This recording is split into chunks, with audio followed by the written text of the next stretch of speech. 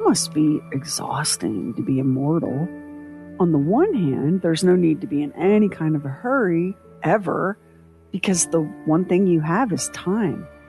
On the other hand, all you have is time. The days stretching into years, decades, centuries, all those empty hours to fill. You've seen everything, you've tasted everything, you've been everywhere. Because an immortal must, like a shark, be in constant motion. How else can you pull off the trick of not ever dying? While around you, every stranger, every neighbor, every friend just crumbles so quickly into dust. You can understand that an immortal being every now and again might be desperate for novelty, desperate enough to risk discovery, or maybe confident and arrogant enough to know that people will believe what they want to believe.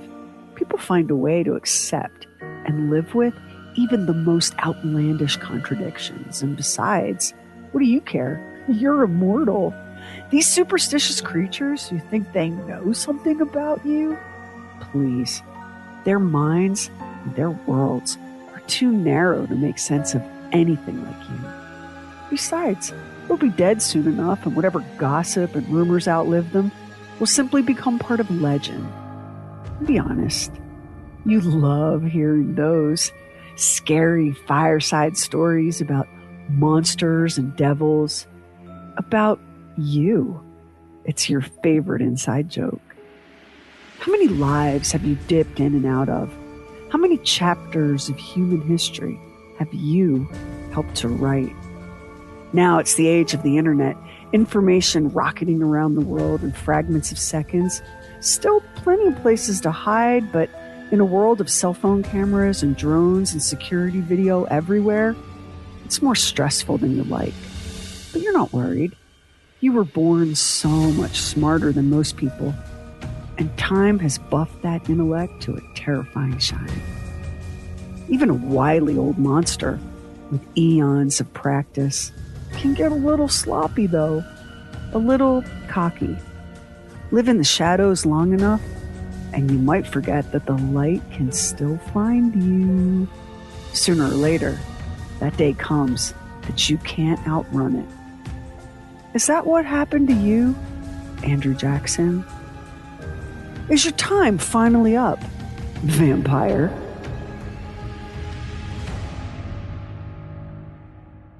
And make out a small beam of light against the mirror. 1.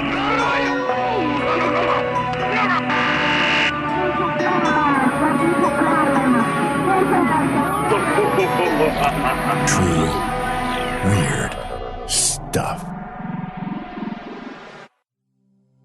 Hold up. Wait just a minute. Are you suggesting that the 7th president of these United States, Mr. Andrew Jackson, was an immortal, blood-sucking fiend? Well, yeah, that's what we're suggesting. But wait, there's more. Not only was Andrew Jackson an immortal, blood-sucking fiend, his face has been showing up in your newsfeed for at least 20 years, under a different name, of course. That's one of the downsides of living forever. All those trips to the DMV that you have to make. This go round, maybe you decided to pay a little tribute to your past, just for funsies. You know you can't be Andrew Jackson again, that's unwise. But you could borrow a name from someone you admire, someone who once inspired you, like Jefferson, Thomas Jefferson. Let's drop the Thomas, though, and I think Jefferson is way too formal for this era. Jefferson, Jeffrey. That's pretty good. Ooh, Jeff for short. How fun to have such a crisp, boyish nickname. Now for a last name. Something no one would expect you to choose. An ethnic name, maybe. Hey, there's an inside joke for the ages. Jeffrey Epstein. Jeffrey Epstein. That's got a ring to it, and it sounds completely legit. And the fact that your face looks pretty much exactly like the engraving of your face that they put on the $20 bill? So what? Who even carries cash these days? Who studies a $20 bill? Besides, everybody looks like somebody. You're golden. And so begins a new chapter in the everlasting life of that undead vampire we used to call Andrew Jackson. He's the man you now know as Jeffrey Epstein. How do you build a conspiracy theory? What's the recipe? Dr. Daniel Jolly, a professor in sociology at the University of Nottingham, is one of the world's experts in conspiracy theories. Now, don't even feel a little bit defensive, because according to Dr. Jolly, most of us believe at least one conspiracy theory and are kind of borderline on a few more. Believing in conspiracy theories doesn't mean you're crazy or stupid. It's just another way that humans have of trying to make sense out of chaos. When the reality in front of us refuses to add up, our clever little brains get busy looking for answers. Because you want answers to your questions. You want reasons, the how and the who and the why. Throw in a healthy dose of mistrust for institutions, organizations, and other people, and you're maybe a little more likely to go down a rabbit hole. Conspiracy theories are almost always about power and how it's wielded. The recipe, according to Professor Jolly, only calls for 3 ingredients. You've got an actor, which is always someone who's perceived to be a powerful group. It's never someone mundane or meek. It is always a sinister, perceived powerful group. Just because a group is powerful doesn't mean it also can't be marginalized, like immigrants or LGBTQ folks, for example. The second thing is then an action, this powerful group doing something. That something might be simply trying to exist in peace, enjoying the same rights and freedoms as everyone else. And the third thing is the motive, i.e., typically it's always them forcing something sinister to help them. So self-interest, for power or money. The gay agenda, the trans agenda, the feminist agenda, the Jewish agenda, the Muslim agenda, and so on and so on and so on for most of human history. It's this fear and suspicion and dread and hatred of a group of them trying to force their agenda that's your first clue that you might be looking at a conspiracy theory. All of these theories, even the craziest ones, are built for belief because these theories target people who already believe that something nefarious is afoot with the designated them. A truly sticky, persistent conspiracy theory is always anchored in truth. The more anchor points to reality that you can create, the better. For example, the Illuminati, a secret society of royalty, celebrities, U.S. presidents, all conspiring to dominate and rule the world. Ask a suspected Illuminati like Jay-Z, and you can be sure he'll deny it. His denial is how you know it's true, goes the thinking. To be honest, though, and after reading through the released Epstein files, the Illuminati is looking disturbingly real right about now. Related to the Illuminati is the belief that sinister reptiles of extraterrestrial origin are running the U.S. government. About 12 million Americans believe that with their whole heart. And at this point, I'm not arguing with any of them. The way I've personally studied some in Congress to see if they have that weird membrane, that third eyelid that moves horizontally like a crocodile. The moon landing, that never happened. This is one of the OG conspiracy theories, and roughly 1 in 10 Americans believe it. That we never went to the moon, that the whole thing was staged by Hollywood out in the desert Southwest somewhere. There's a clip that circulates online, a guy claiming that his dad worked for NASA and confessed on his deathbed that the moon landing was faked. Denver International Airport, headquarters for the New World Order. The whole thing built atop a secret underground network of bunkers and tunnels housing reptilian aliens and billionaires and military secrets. This conspiracy theory is so entrenched that the Denver airport eventually just threw up its hands and joined in. While renovations were underway recently, the airport erected enormous construction walls painted with murals of lizard people and pyramids and aliens. They even created an alien-themed play area for kids. File this under the strategy: tell the truth, because no one will believe it anyway. And then there's this conspiracy theory, a new one, still in its infancy, but gaining strength every day. Here goes. On August 10th, 2019, at 6:33 a.m., guards at the Metropolitan Correctional Center in New York City found a male inmate unresponsive in his cell. Based on evidence, it appeared that the man had attempted suicide by hanging. Prison guards reportedly performed CPR, and the inmate was transported to a nearby hospital where he was pronounced dead at 6:39 a.m. The inmate was being held at the MCC, awaiting trial on sex trafficking conspiracy charges. His name was Jeffrey Epstein. You're wondering, what's the conspiracy theory here, right? It all sounds very cut and dried. He killed himself in his jail cell. End of story. Well, here we go. It's called Epstein Didn't Kill Himself, or EDKH for short. Lots of people believe this one. Like, as of 2023, more than half of Americans surveyed agreed that this man did not take his own life. Photos are popping up all over social media. A heavily bearded man spotted in the company of bodyguards in Tel Aviv. Look at this, reads the Post. Facial identification software reveals that there is a 91% chance that this man in this photograph is actually the supposedly dead Jeffrey Epstein. Then there's the alleged Fortnite account with the handle Little Saint Jeff 1. Little Saint Jeff 1. The name of the notorious sex offender's private island in the U.S. Virgin Islands. There's at least one email in the latest Epstein file dump that points to a $25.95 purchase of V-Bucks in Fortnite, and the Little Saint Jeff 1 account is showing up as active in Israel right now. It could all be a coincidence.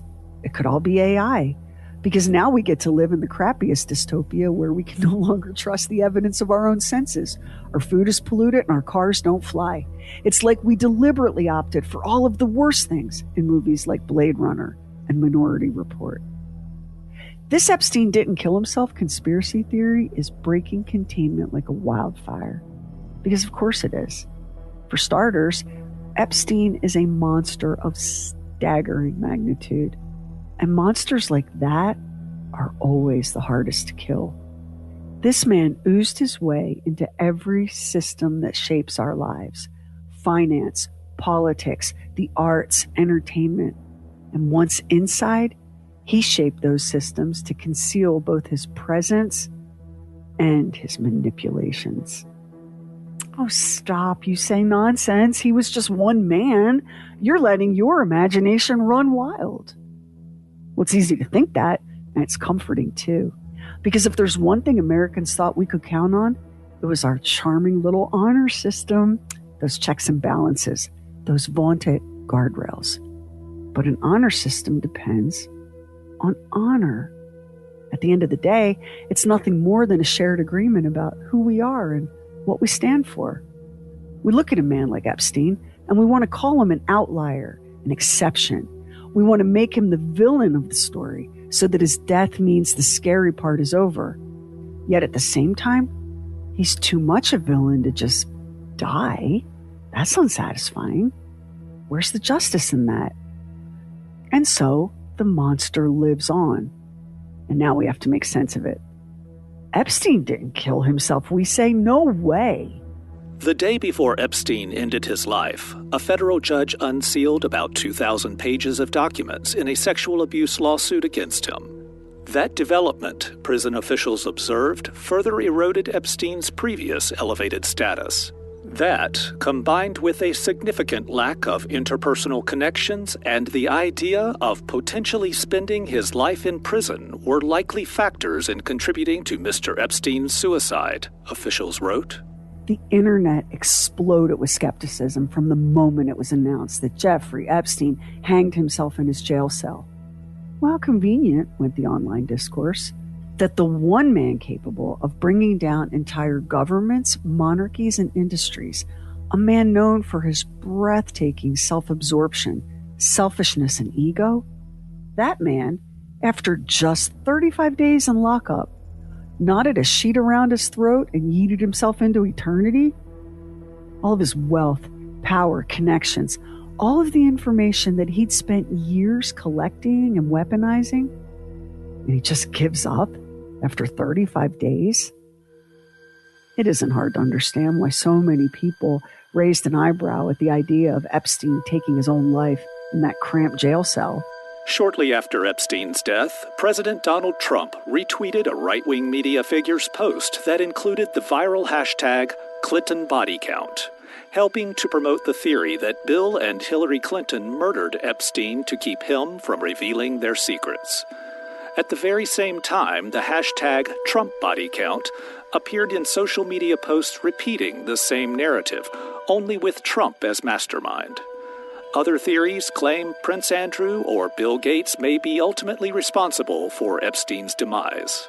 And tons of people are convinced that he's being sheltered in Israel, because the truth about Jeffrey Epstein is that he was an Israeli intelligence agent running a global blackmail scheme on behalf of the Mossad.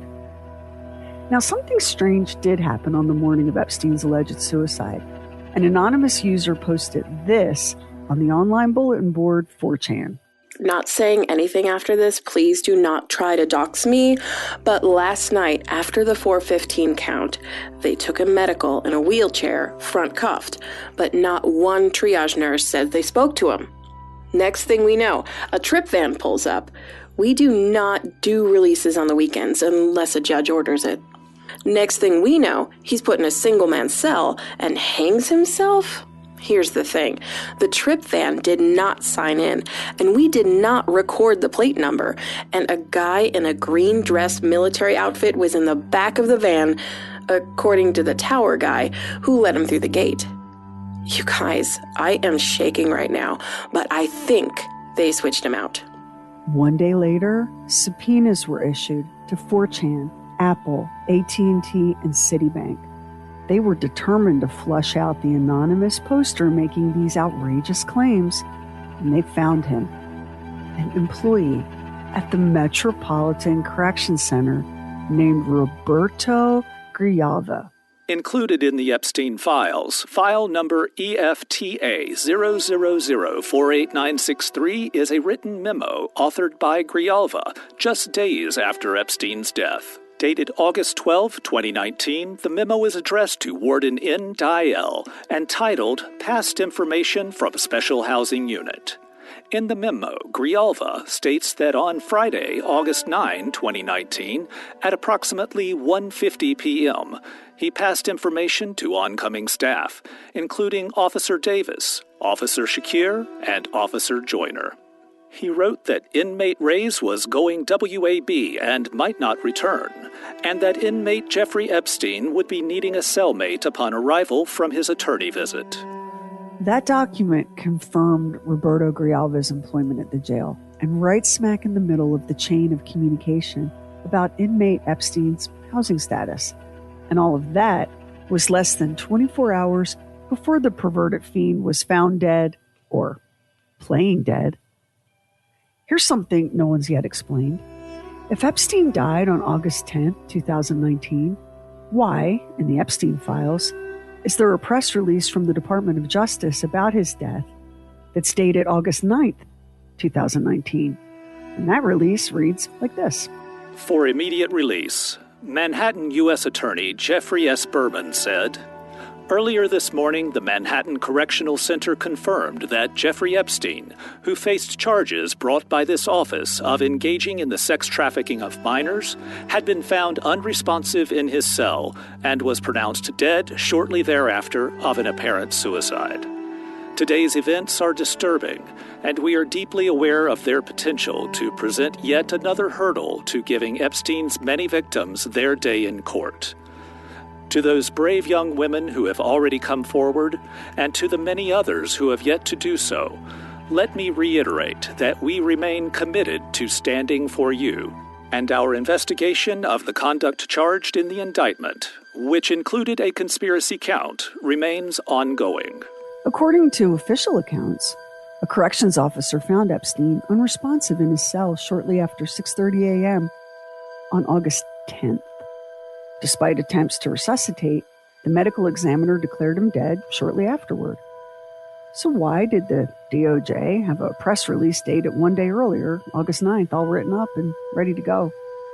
The official explanation to account for this weird discrepancy in the date of Epstein's death is this. Oh, that's nothing. That's just a press template release we use. Oh, well, okay, then that covers it. I mean, you have a template and you plugged a bunch of information into it, information that you didn't have on the 9th because it hadn't yet happened. Wait, what's that? What? Oh, that's just how you do things. Well, wouldn't it have been better, easier, to just say that you got the dates wrong? It's an honest mistake. But that's not what they said.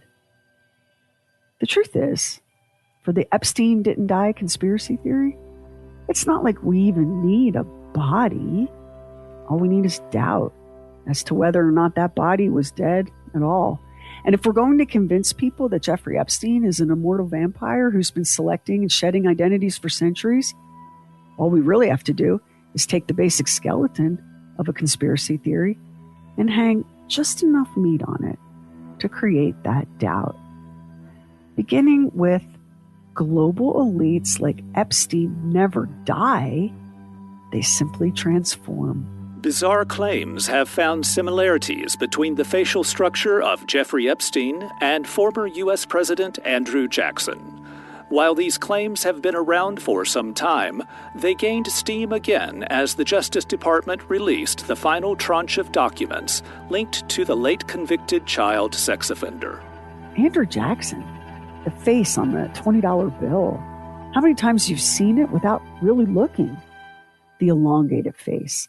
Thick, wavy gray hair, eyes hooded from age with a pronounced vertical frown line between the eyes. Clearly defined lips with a pronounced philtrum. That's the vertical indentation in the middle of the upper lip. A pronounced crease in the chin, a mole on the right side of the face about an inch from the mouth, neatly tucked into another crease on the weathered cheek. It's Jeffrey Epstein's face, or so it seems. Coincidence? The brain seeking patterns where there are none? Or the 7th president of the United States is not resting in peace at the Hermitage in Nashville because he never died. He just kept on keeping on until a teaching position opened up in an elite private school in New York City. Andrew Jackson wasn't a formally educated man, and he had managed just fine. So he had no qualms about going to work at Dalton without a college degree. Not that he set out to exploit his gig teaching the children of the wealthy and powerful. The opportunity presented itself, and he was a man with a sharp eye for opportunity. He had no idea that this job at Dalton would kick open the kind of doors that aren't just locked. They're invisible, those doors, to all but the most select few. It would be silly to claim that Andrew Jackson knew what kind of fortune he could make or what kind of power he could wield. The man is a vampire, not a wizard.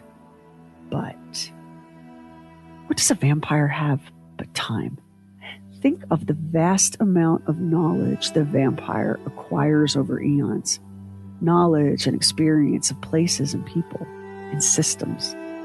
The kind of knowledge that might easily be mistaken for brilliance, for vision, even maybe for a kind of psychic gift. But wouldn't it also be true that a person can change their name, their clothes, their address? The externals are easy. But changing who you are, what you believe, your internal self, your core self, that's harder. Luckily for Andrew Jackson turned Jeffrey Epstein, very little internal transformation would be required. Epstein could just dust off so many of Jackson's distasteful beliefs and questionable policies, dress them up in modern words and phrases, and presto, everything old is new again. In order to exploit a human being, you have to see yourself as innately superior. And was there ever a being more convinced of his own superiority than Jeffrey Epstein? In his Andrew Jackson incarnation, the vampire had particular contempt for America's indigenous people. In 1830, barely a year into his presidency, the vampire signed the Indian Removal Act. The stated intention was to relocate Native Americans from the South to a new Indian colonization zone in the West, present-day Oklahoma, to be exact. The forced march to this new territory became known as the Trail of Tears. The vampire was unmoved by the sight of the Choctaw people in chains or by the death toll that exceeded 4,000 souls. The vampire didn't see the humanity in his victims. During the Seminole War, the vampire Jackson ordered his troops to take women and children hostage. The vampire liked women, many of them on the younger side. One way you can tell it's a vampire is the vampire likes to talk of himself in the third person. And I'll tell you what else he likes, and that's money. Wealth was so very important to the vampire, for its own sake, as well as for what it could buy. The vampire Jackson's fortune was built almost entirely on the backs of enslaved people. People the vampire very much considered property. On October 3rd, 1804, the vampire Andrew Jackson paid the Tennessee Gazette to run the following ad. Stop the runaway. $50 reward. Eloped from the subscriber, living near Nashville on the 25th of June. A mulatto man slave, about 30 years old, 6 feet and an inch. Stout, made, and active. Talks sensible. Stoops in his walk, and has a remarkable large foot, broad across the root of the toes. Will pass for a free man, as I am informed he has obtained by some means certificates as such. He will make for Detroit through the flats of Kentucky and Ohio, or the upper part of Louisiana. The above reward will be given any person that will take him and deliver him to me, or secure him in jail so that I can get him. If taken out of the state, the above reward and all reasonable expenses paid. And $10 extra for every 100 lashes any person will give him, to the amount of $300. Signed, Andrew Jackson. Just so you know, that $300 is worth over $8,000 today. That's a lot of money for Jackson to pay as a bonus for brutalizing a human being, a stranger to you. It's horrifying, this casual ownership of a person. This casual way such unthinkable violence was laid out, and all for a price. Horrifying to us. To the vampire, violence is his nature. In 1804, his victims were the indigenous and people of color. By the early 2000s, the vampire had cultivated a taste for more tender flesh. The bodies of children. Bodies he considered his property.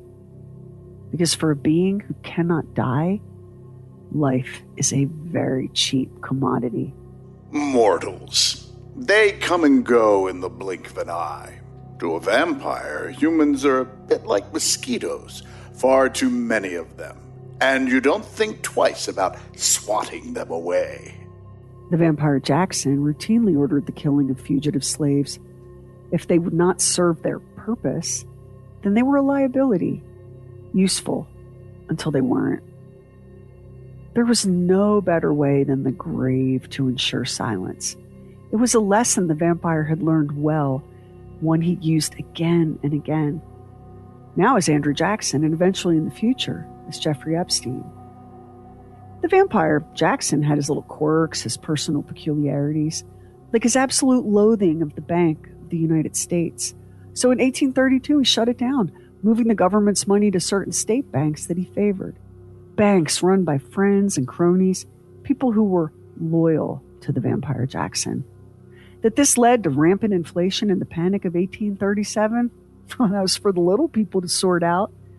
Banks failed, businesses closed, mass unemployment meant hunger and suffering on an enormous scale. Fascinating to witness, I thought. The mortals all in a tizzy, like ants scrambling to flee as their home is crushed by the boot of a man who never bothered to look down. never even realized they existed. Oh, but the power of the presidency? It was intoxicating. Tedious, also, it has to be said. Tiresome at times. It was an experience that the Vampire Jackson was glad to have had, but never again. Why take on the drudgery of public office? Why be the president with all of the irritation and invasion of privacy that comes with the job when you can buy the president, pull the strings, and make the puppet dance? As President Andrew Jackson, the vampire purged the ranks of federal workers. Worker bees, drones with no initiative or ambitions of their own. Now, as Epstein, the vampire could easily make that sort of thing happen from the comfort of home, all while getting a massage. Talk about delegating. The vampire preferred that word to blackmail, which struck him as melodramatic. The weak, the sheep. They might scream blackmail, but true players understood the game. Honestly, for the vampire, the challenge of living forever was the inescapable fact of people.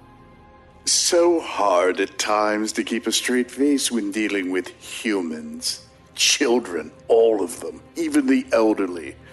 You had to remind yourself to be patient, to speak to them as though they were capable of deeper thought, when you know they're little more evolved than livestock.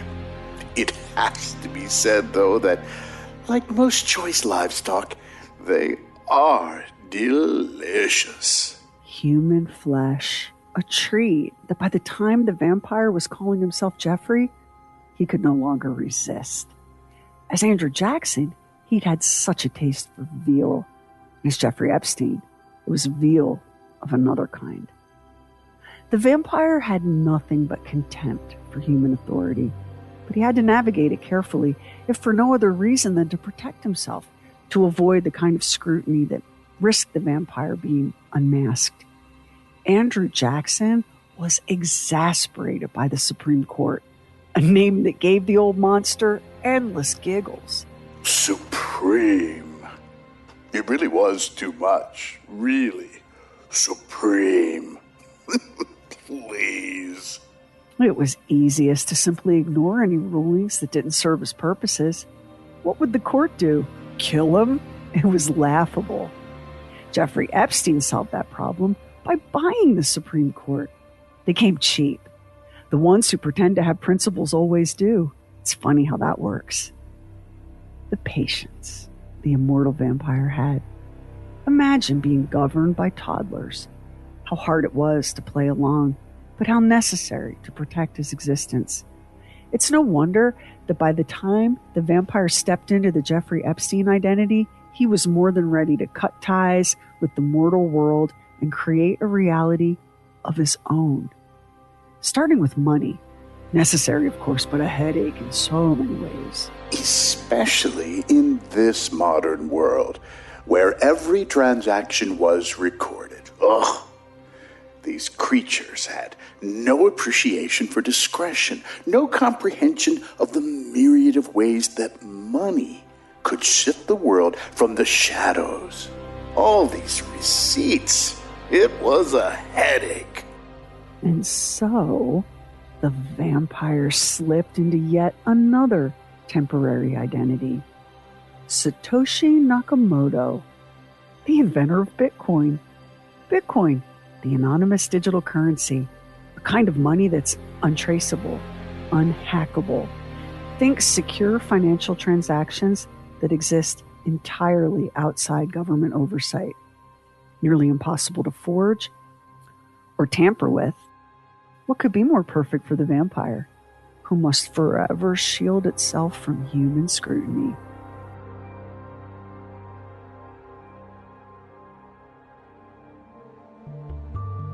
Time is precious because it's short. Life is precious because we die.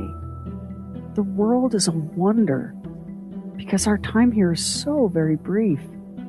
Unless it isn't, not for you. And boredom sets in. When you can have anything, what do you want? What do you value? And more importantly, what restrains you? When you can live forever, what rules do you follow? The brain craves novelty. We're wired to seek out new experiences, new challenges. Novelty triggers a rush of dopamine. Whether we're 7 years old or 70 or 700, we crave the new. It's easy to find when we're children. Everything is new. Even into our old age, we can surprise ourselves. But the truth is, we sometimes give up trying. We don't seek novelty because we're tired. We get old and we take comfort in the familiar. But if time stretched before you, limitless and meaningless, what might you do to get your kicks? Maybe you too would come to see the people, the human beings around you, as playthings, the way the vampire did. But listen, at no time was he invisible. That was a power beyond his grasp. The problem with humans that vexed him, as it does all monsters, is our curiosity. Humans are always watching, even if they seldom understand what it is they're seeing. You might wonder why a creature such as myself would choose the public square over the dark alley, and I will tell you. Because it simply doesn't matter. Humans will reject the fact of me because there is no place for anything like me in their carefully ordered world. To exist outside belief is to be truly free. And I was. I am. When humans look at me, they see the illusion of a man. Maybe the old instinctive warning bells go off here and there, but they ignore them. Because I'm rich. You really can buy anything, including the idea people have of you, if you have the money. As the writer James Parton said of the vampire Andrew Jackson in the days leading up to the Civil War, Andrew Jackson, I am given to understand, was a patriot and a traitor. He was one of the greatest generals and wholly ignorant of the art of war. A writer, brilliant, elegant, eloquent, without being able to compose a correct sentence or spell words of 4 syllables. A most law-defying, law-obeying citizen. A stickler for discipline, he never hesitated to disobey his superior. A democratic autocrat. An urbane savage. An atrocious saint. I miss those days a little when people made an effort with language. You know, atrocious saint. I couldn't have said it better myself.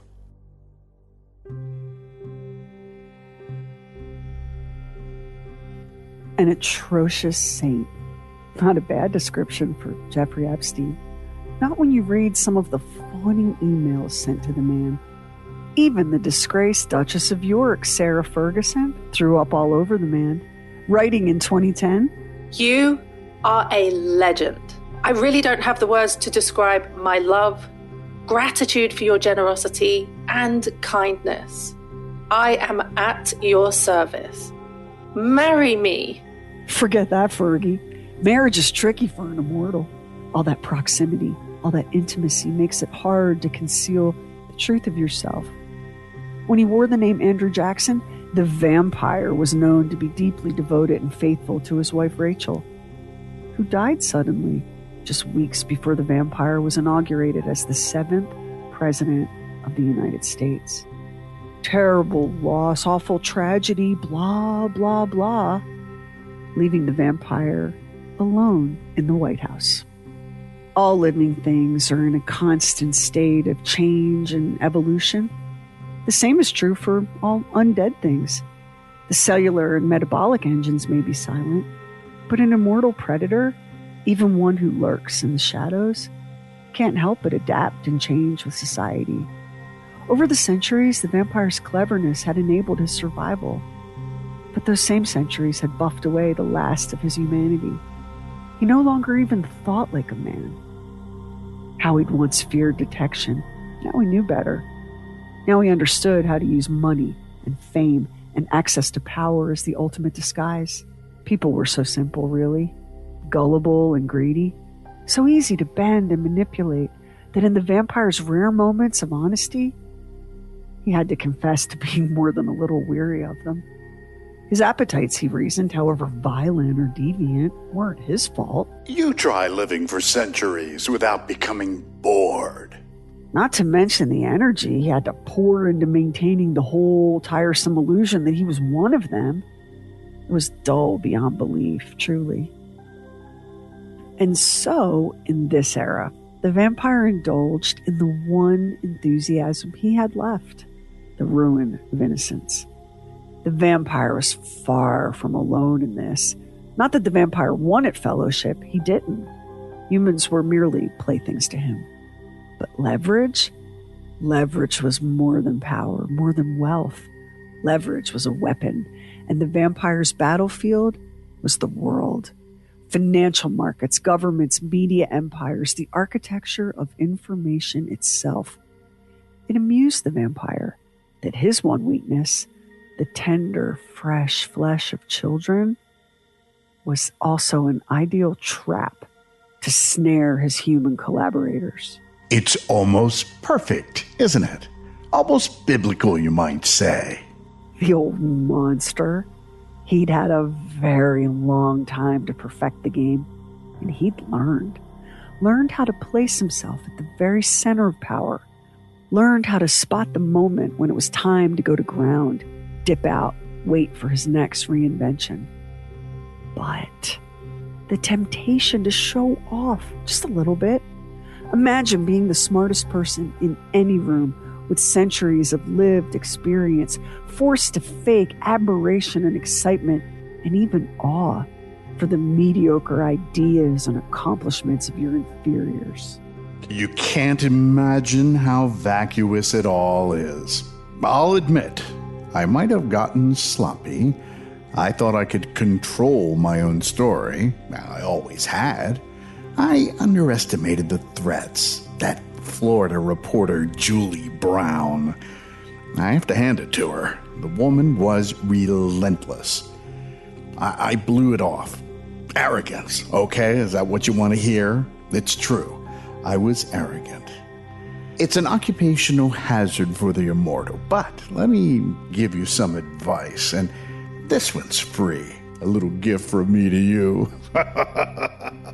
Of all his many and varied talents, surviving turned out to be the vampire's greatest skill, one that had carried him through decades and then centuries. It was easy to stay a step or 10 ahead of any overly curious human. But their internet was something else. A human invention the vampire actually feared. All the old superstitions about garlic and crucifixes and mirrors, nonsense. The internet, though, that was real. The vampire could change his name, his appearance, his address. He could hide his wealth, conceal his movements, and buy almost anyone's silence. He could destroy evidence, burn papers. Yet now he faced a task that was beyond even his powers. He simply couldn't erase himself from the digital world. There are strange anomalies tucked into the released and heavily redacted Epstein files, like an email dated Tuesday, July 6, 2021, an attempt to arrange a meeting with Jeffrey Epstein. That wouldn't be any flavor of weird, except for the fact that Jeffrey Epstein allegedly died on August 10th, 2019, or maybe August 9th, 2019. The DOJ contradicted itself a little bit.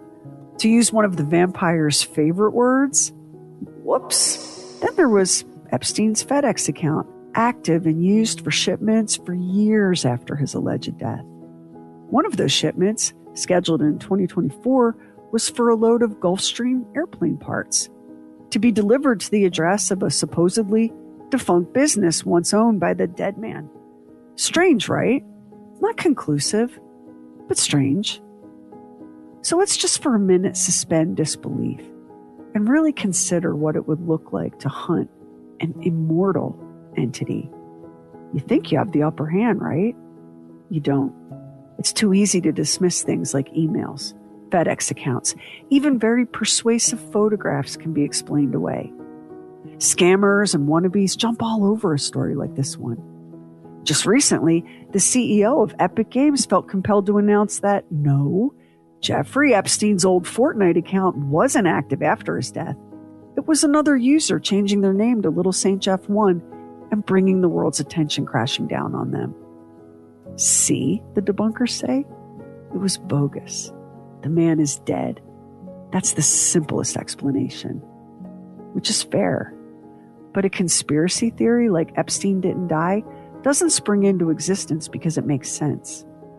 People want Epstein to be alive because his death in that jail cell, assuming it happened, is an unsatisfying ending. No accountability, no answers, no justice, no closure. Maybe that's why we want Jeffrey Epstein to be supernatural and undead. Because if he's just a person, what does that say about us? We don't want to think of ourselves as capable of doing the things he's been accused of, the things he's done: lying, cheating, blackmail, sexually assaulting children, eating the flesh of infants, torture, mutilation, murder. If we can figure out a way to make a man like Jeffrey Epstein non-human, then we can feel good about being human. We would never, we say. We could never, we say. That man is a demon, is what we say. And then some clever individual takes a good long look at the $20 bill and goes, hey, who does this look like? And just like that, the man becomes the monster, immortalized in a conspiracy theory that won't go away. They never do. Just look at the 1 in 10 Americans who insist we never went to the moon. Neil Armstrong took that legendary small step for mankind 57 years ago, and we're still arguing about whether or not it happened at all. President Andrew Jackson was an unrepentant racist. Jeffrey Epstein was an unrepentant eugenicist. That's enough to have in common right there. Then throw in the physical resemblance and a handful of eerie coincidences. Post it on a social media platform and let it simmer. Serve it up with conjecture, connections, secrets. Frost it with a thick layer of paranoia about AI. How do we even know what's real now? And then get ready to spend the rest of your life swiping past posts about Jeffrey Epstein being spotted in Tel Aviv or London or Paris. Thousands of victims. That's a number that makes much more sense to us if he's a monster for real. That's why the Epstein didn't die conspiracy sprang into being. We need to put distance between him and us so that we can live in this world, happily oblivious to the horrors behind the scenes, clueless that what we call reality is a puppet show put on by forces beyond our comprehension. What we call free will is more and more shaped by algorithms designed to divide and manipulate us. Regular people doing our best to play by the rules. That's who we are. And him, he's the vampire.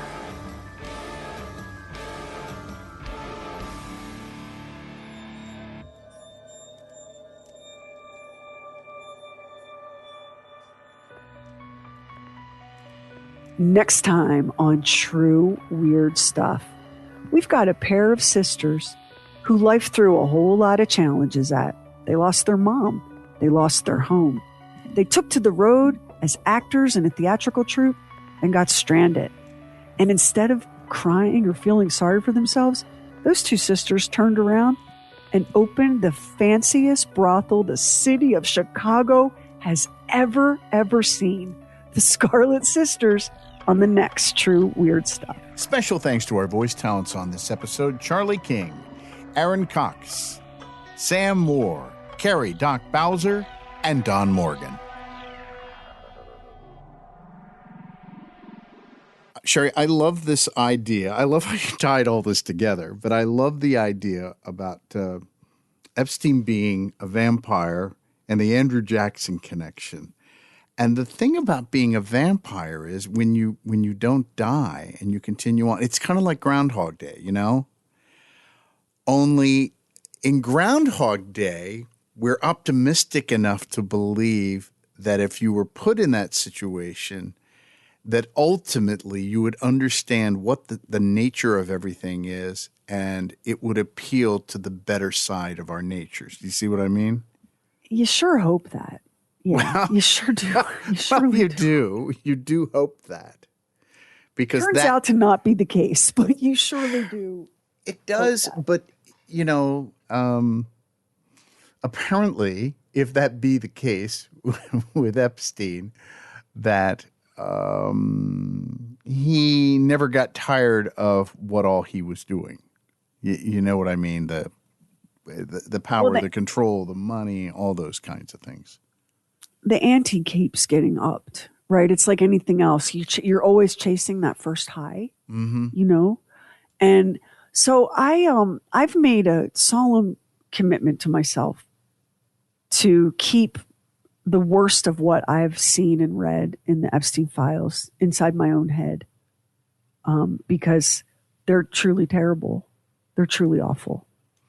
I could tell you things and you'll never be right. And I don't think that's fair to do. Like, even if I were to say, all right, if you don't want to hear what I'm about to say, skip. Mm-hmm. But then Max has to hear it. And Max will have to hear it over and over again when he's editing. And I haven't shared any of these things. But let me tell you this, what I have seen and read in the Epstein files, they're monsters in fiction are guilty of less.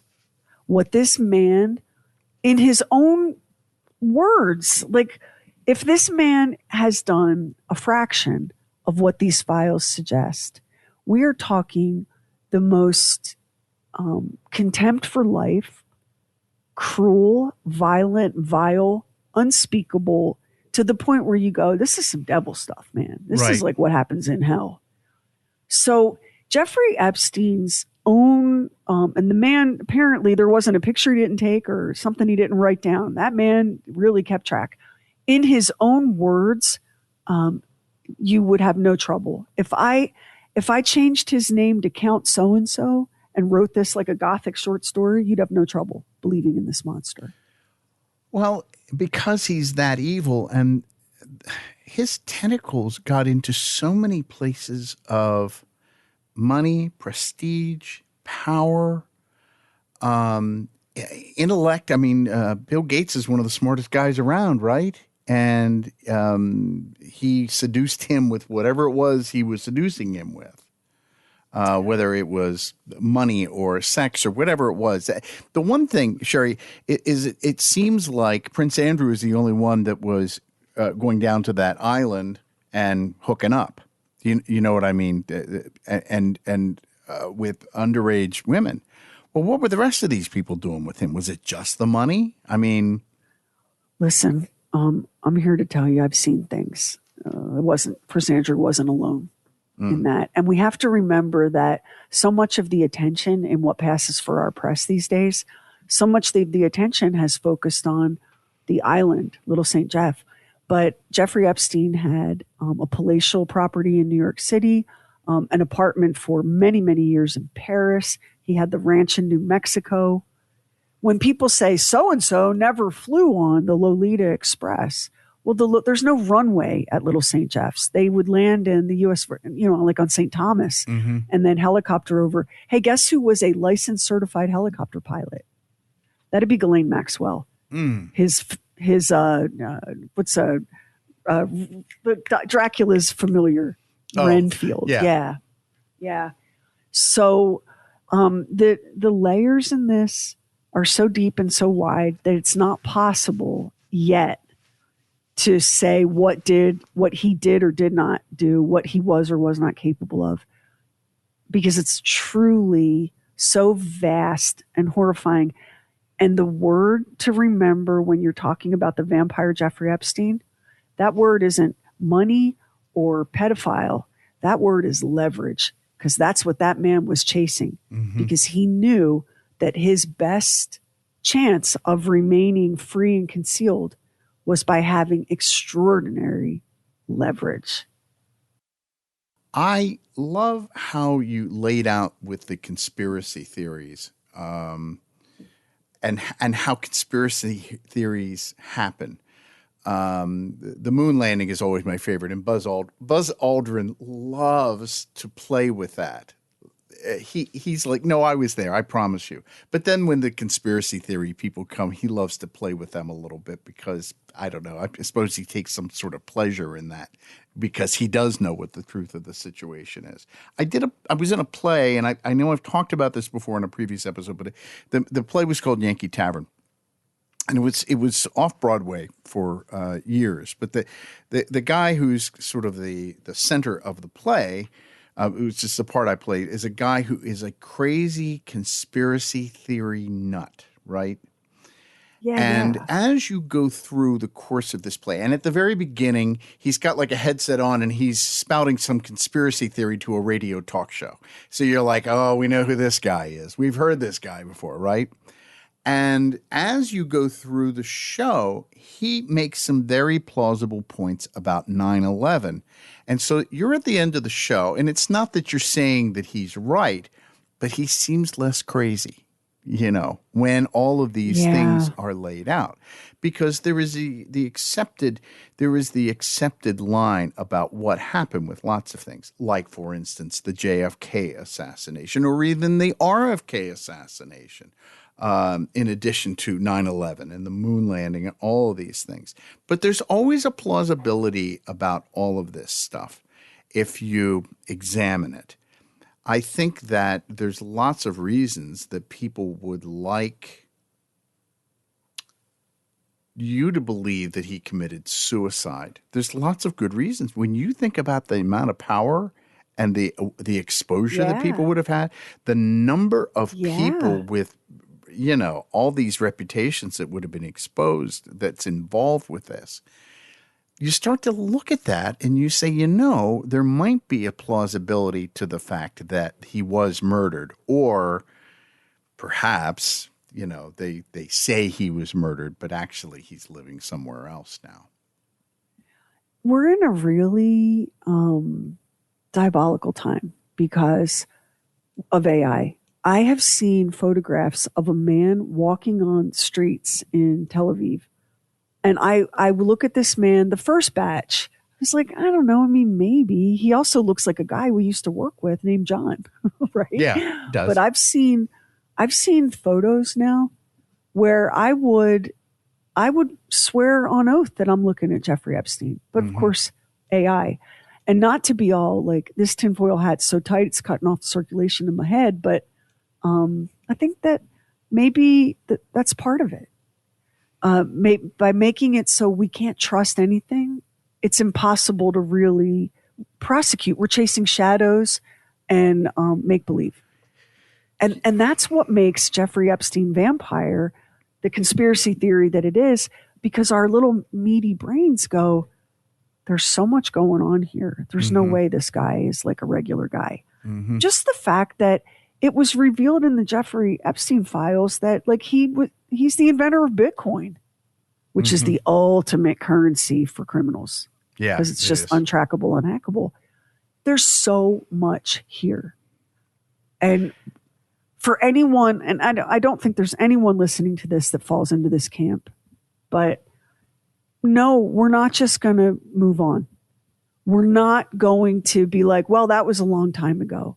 The magnitude of crime that has crossed decades and borders, the number of people that have been victimized, we don't move on.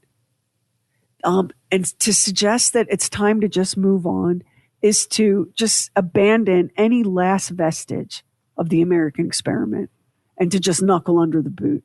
We don't move on. Either we have the rule of law or we don't.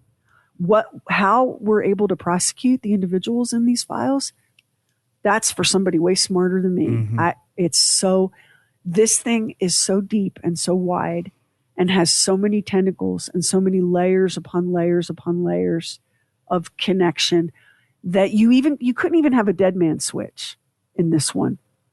There's no way either this is a secret and we know nothing about it, or we pull it out into the light, we burn everything down. There's not a middle ground here, I don't think. What do you think? Well, I think that Ghislaine Maxwell The thing with the underage women, I think that's just, as you said, it's just the tip of the iceberg with this. And it seems like there are so many things. He really is so evil. I mean, it's not just. It just seems like he's evil in every way possible. He was so corrupt in every way possible. I know I asked you the question a few days ago. So he had dealings with so many people, and we see pictures of him, but I have no idea what his personality was like. And if he was charming to these people and likable and all of that, all the more to his evil. You know what I mean? And here is where it gets kind of weird.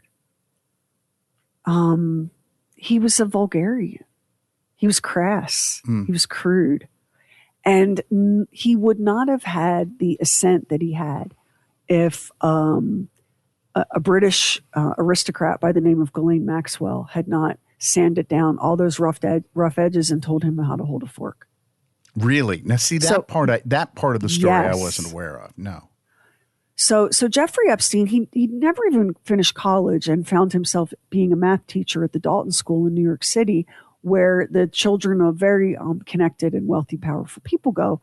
And he met a parent who was very highly placed at Bear Stearns, the investment firm, who was impressed by Jeffrey's natural talent for numbers. And one thing led to another, and Jeffrey left his teaching job at Dalton and took kind of an mid-entry level job at Bear Stearns, where he immediately began zipping his way up the ladder. So now we arrive at the point in the Jeffrey Epstein conspiracy theory where we have to make a decision. Do we decide that Jeffrey Epstein, because his wealth was derived from blackmail and his seed money came from the billionaire Leslie Wexner, who owns Victoria's Secret and The Limited and owned Justice and all of that, right? So here's the pivot point. Do we say that he got Wexner's money because he managed to persuade Wexner of his brilliance, or did he get Wexner's money via blackmail? Because as it turned out, Wexner's all over these files, and his appetites are grotesque. Yeah. So now you have to ask yourself: was that the moment where this became Jeffrey Epstein blackmail leverage operation, or adjacent to the never dead conspiracy theory? And it's in this episode is Jeffrey Epstein was working as an agent for Israeli intelligence, and that the entire Epstein files can be traced back to the Mossad and this gathering of information and leveraging power. Because if you have enough information and you can leverage these individuals, then you can move the world. You can rule the world. I don't know which of these versions is true. Somebody does, but it's not going to be me, right? But you have to make some decisions now. You have to say to yourself, okay, this guy somehow put together an unthinkable fortune with other people's money. He seemingly came out of, that's the other Jeffrey Epstein thing. He seemingly came out of nowhere, which neatly fits into the vampire mythology. It does. Which helps the conspiracy theory live.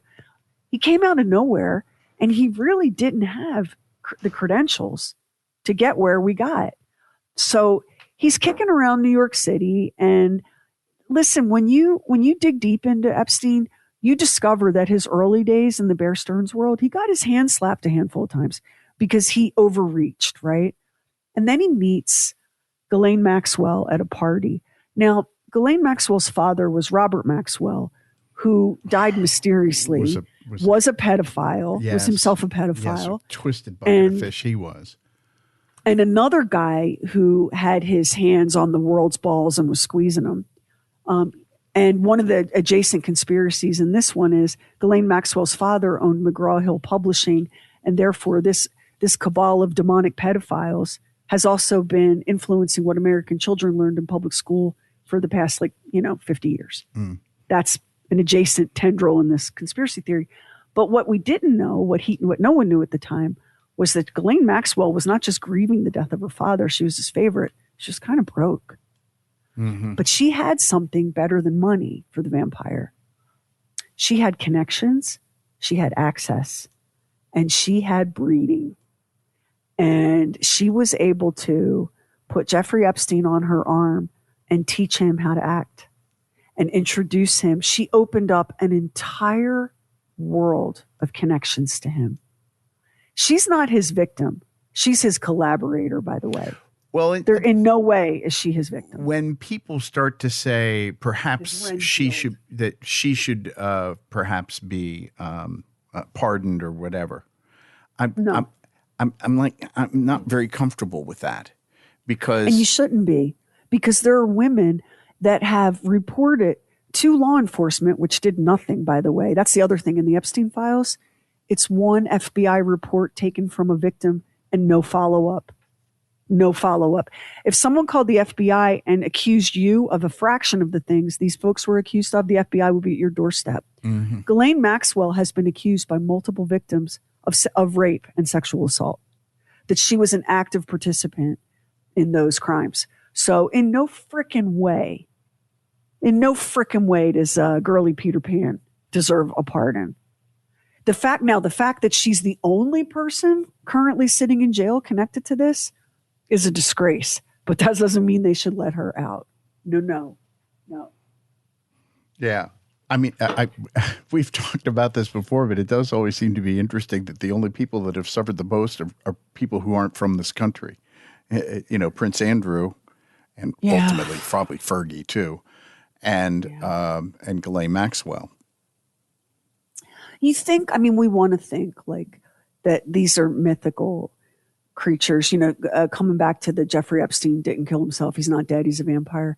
We want to believe these are mythical creatures. And in the light of day and cold reason, you go, yeah, this is all just a bunch of bullshit. But we're living in a moment in reality where kind of all bets are off. I mean, I think that people are the biggest and scariest monsters of all. I've said that before. I think you should never underestimate the depth of evil that a human being is capable of. But I sure do understand why people reading through these files, looking at this stuff, are saying, no, that's not a person. That's a demon. Mm-hmm. They're demon worshiping demons, blood drinking demons. Yeah. And he's a vampire. I mean, I get it.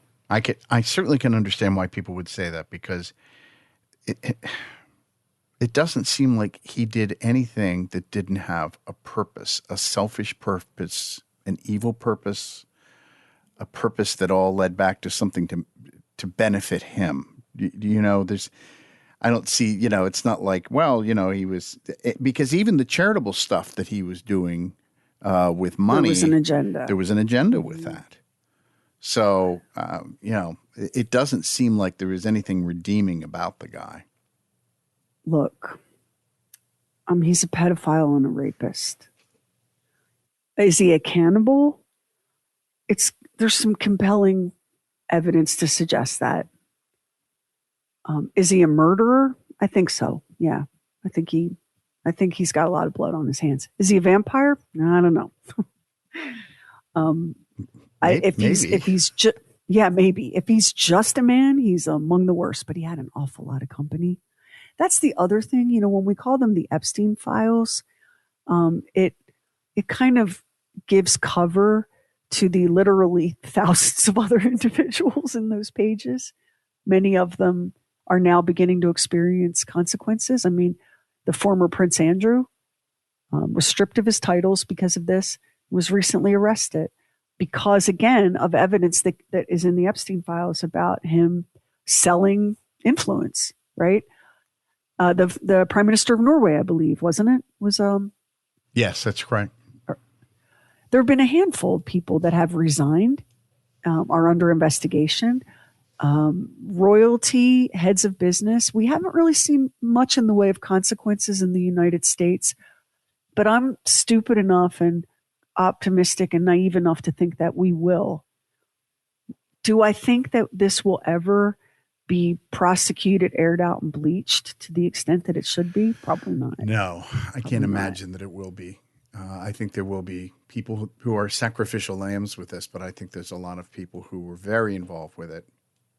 Some of the people that have been the most powerful in the world. I mean, I'm not going. I'm going to name names because it makes it sound political. But when you look at this, you go, this is really troubling. The kinds of people that had connections with him. I don't understand. Like, there's a lot I don't understand about people. It's inconceivable to me that you would be sexually attracted to a child, but it's very common, and a lot of people are. And it's also one of the things with like basically a 100% recidivism rate. Yeah, we can't cure you. We can't deter you. Now, there are people that I suspect that are in the files, and I don't want to. I'm thinking of a couple, but I'm not going to name their names because those bastards will sue us, and we can't even afford. We can't even afford the gas to go to the lawyer's office for a lawsuit. So it would be our luck. This podcast where we make no money would get sued and put out of business. Yeah. So there are some people in the Epstein files that I suspect might never have found themselves fornicating with a child under any other circumstances, but Epstein was particularly adept at getting the people into the room. And once you get them getting them into the room is the hard part. That's the hard part. You send the invitation, they accept it, and they need to show up. Once they show up, Jeffrey Epstein was a master at understanding the darker corners of the human soul, right? Right. The things that we crave that we maybe never acknowledge even to ourselves. And then suddenly the opportunity is presented. There is one American politician who I think got himself in over his head at one of these events and realized almost immediately what he had done. Because here's a guy that literally went from I'm a big American politician to I'm a frightened, scary little bitch accusing everybody of everything to deflect attention from me. Mm-hmm. Congress people, senators. But also, like, when you go through the Epstein files, you're shocked. You're shocked by what's in there. There's an email in the files from a woman who was the head of an adoption agency. And her message to Jeffrey was, thank you for last night. Your littlest girl was very naughty. Well, Jeffrey Epstein was a childless bachelor, so we know we're not talking about the kids. Yeah. Your littlest girl was very naughty. Bitch, you run an adoption agency. I think the biggest and most terrifying thing about this scandal is I'm not sure that we can survive this. And when I say survive it, I don't mean like we're all going to, start gasping for air like fish that fell out of the tank. Our idea of ourselves, our idea of who we are as a people, as a country, our institutions, when the rot goes all the way to the bottom and the lights get flicked on, you can't live in the house anymore. Do you understand what I'm saying? Mm-hmm. And then what? And we're at such a critical point in human history, in our own history, because whatever we do next, the stakes couldn't be higher. We can't, and there are people, and I see their posts all the time and I just don't engage, but there are people that are like, it was a long time ago, none of us are perfect. Well, but that's like boorish adolescent behavior. What we're talking about here is far more sinister, and it cannot be ignored. This isn't slap and tickle, y'all. What is in these files?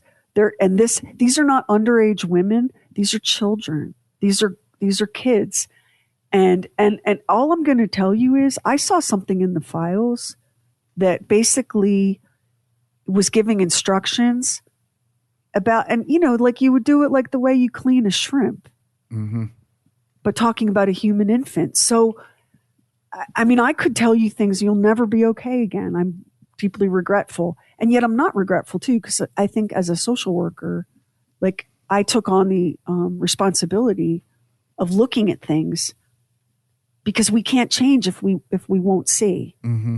We can't get better if we won't see. I think we're probably not going to see most. I think we're going to see the tip of this and the filth that lies underneath it and all of the ways that it has worked itself into every system in our lives government, the media, the movies, everything. Business. Les Wexner, who is Jeffrey Epstein's fairy godfather. Without Les Wexner, there's no Jeffrey Epstein. It was gaining control of Wexner's enormous fortune that put Jeffrey Epstein on the map in the financial world and made it so much of what happened next possible. Mm-hmm. Les Wexner's brands, The Limited, Justice, Victoria's Secret Pink, Abercrombie and Fitch, shaped the way the entire millennial generation shaped their childhoods, their self-images, their body images, their fashion, their culture was all shaped by a wealthy old pedophile. Mm-hmm. And if you think, oh, girl, you're just so blah, please wake up. Let me tell you a little something about Abercrombie and Fitch that you don't know, Max, because you've never shopped in an Abercrombie and Fitch store. I have never, Sherry. Back when Abercrombie and Fitch first started, when it first launched, there were multiple controversies around the brand, starting with the catalog materials for Abercrombie and Fitch, which were labeled as softcore kiddie porn. And they were teenagers. The photographs were, top beautiful, but there were a lot of people that were super uncomfortable with the way these teenagers, these kids were being portrayed in Abercrombie and Fitch advertising materials. Oh, stop being a prude. Oh my God, it's the human body. And folks are very good at shutting down criticism when they say things like stop being a prude and it's art and it's the human body. So first wave of controversy was Abercrombie and Fitch's advertising materials. Second problem was you couldn't apply for a job at Abercrombie and Fitch. They had scouts that recruited you and invited you to work there. And I'm going to let you guess who got recruited and invited. Mm-hmm. Mm-hmm. I mean, I'd go to the mall and I'd go, wow, I'm surprised. Yeah. I'm surprised at what was going on. And you could go, well, it's just, you're just like so dramatic. You're just always looking for it. You're always looking for something. Okay. All right. Fine. But if you're a millennial, every idea you had about yourself, especially for girls, every idea you had about yourself, what you should look like, how you should present yourself, and how much you should weigh, and what your jeans should be cut like, how you should relate to boys, every bit of that was shaped by a fucking pedophile. And if you're not angry about that, if you're not grieving that, then I don't think you're a girl. Because I'm telling you, as a woman, as a female, we're grieving it. We're angry about it. It's exhausting. The whole beauty aesthetic for women in this era, this hairlessness, these chipmunk cheeks, these wide eyes, these, boyish hips, this hyper thin body with enormous breasts. Do you think that's just an accident or a coincidence or just in the ether somehow? Well, anytime, because we were working together when Abercrombie and Fitch was a thing. Really was a thing. Mm-hmm. And I can remember, I don't know if you got the catalog or we saw the catalog. Anyhow, there was always this part of me that kind of felt like something seems off about this. Yeah. Because of the sexualization of children. men and women who are underage. Children. Children. The word you were looking for is children. I always do. I make that mistake. I say men and women because I don't want to say girl. I don't want to say. Yeah. But at the same time, you don't want to be gross. But they are girls. But they are girls and boys. Let's be honest about that. So, that was the. And the idea was we're going to do that and act like we're this way because that will make us seem cooler with the kids. Because the adults are the establishment's getting upset about it, and it did, and it was successful, but there was always a sense that something is off here. I always had that sense that something was off here. When my daughters were younger, they used to beg me to take them to Justice. So Justice, Max, was a clothing store for prepubescent little girls. It started really small and went up to high school. and all of the clothing was hypersexualized. And I'm like, we are not buying a pair of shorts that say sexy on the back and rhinestones because you're 8. Mm-hmm. Like, and you know, I mean, you're just always, as a parent, you're always, Mom, you're so mean. No, we're not wearing this. We're not buying into this. We're not buying into this. And you can call me an ugly, angry feminazi all day long. I could give a shit. We're not being a part of this. We're going to challenge this. But when we say the Epstein files, your first thought is, ooh, the island, ooh, little girls. But that's just one facet to what is a truly global organization built on money laundering and blackmail, pedophilia, shady real estate dealings, and then we can talk about cannibalism. Hey, you know that the Zorro Ranch won $85 million in the Powerball? I didn't know that. Yeah. Isn't that interesting? The ranch won $85 million. So as we're recording this, and this is a moving story, not the vampire part, although with my luck, Jeffrey Epstein will go on TV tonight and announce that he is a vampire. But the state of New Mexico is moving on the Zorro Ranch. The person who bought it after Epstein's death declined to allow investigators. And so the state attorney general for New Mexico said, yeah, you don't really get to decline that. Here we come. Because there are credible reports of bodies buried on that property.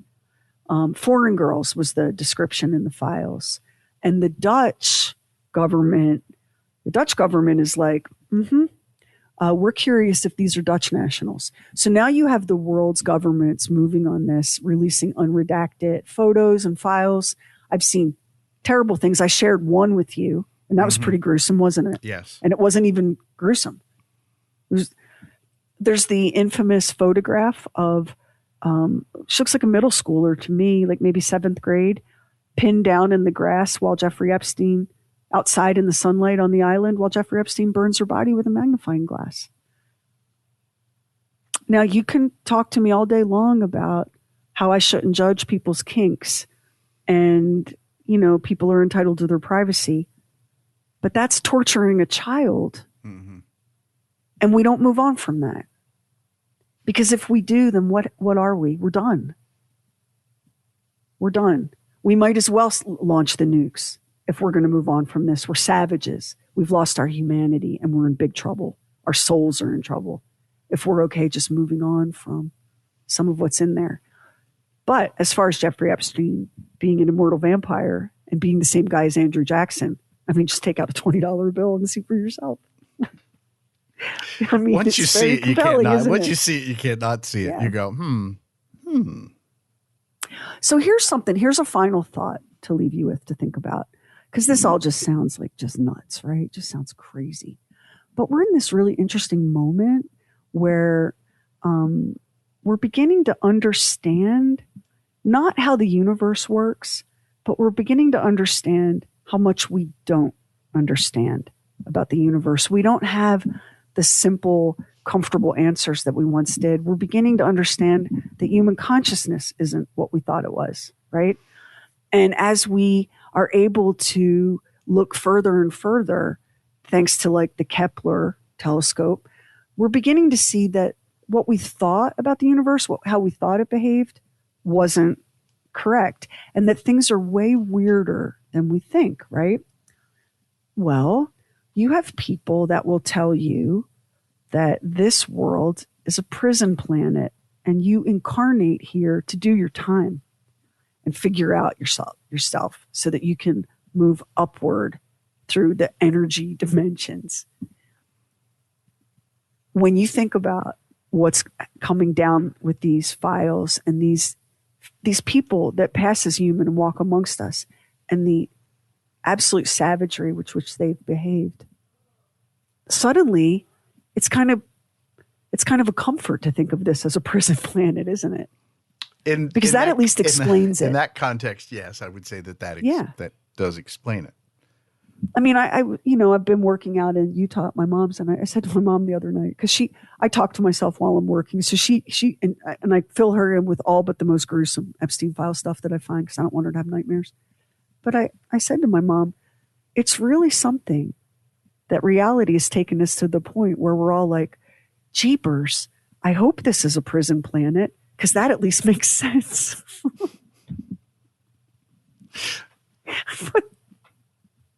So there you go. It would.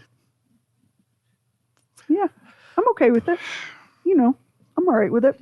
I'd rather this were a prison planet and I'm doing my time with demons than to be like, oh, this is just how people are? This is what people do if they get a little bit of money and a little bit of power? This is what money and power does to you? It opens up these desires and deviance and appetites and violence? Is that? Put me on the prison planet. How about you? Yeah,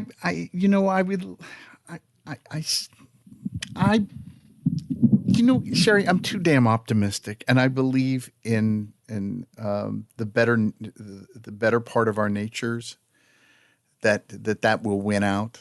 That despite the bad things that happen and all of these people, because the one thing it's true about all of the people that are involved with this situation, with the exception of Jeffrey Epstein, perhaps, we'll all just die one day, And then, yeah.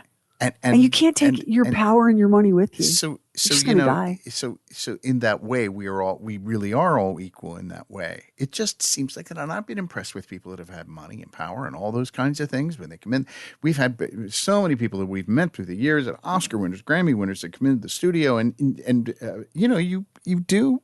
you are impressed a little bit with them. But the fact of the matter is that all of that stuff does go away, and all that stuff is a facade. It's all going to end so fast, unless you're the vampire.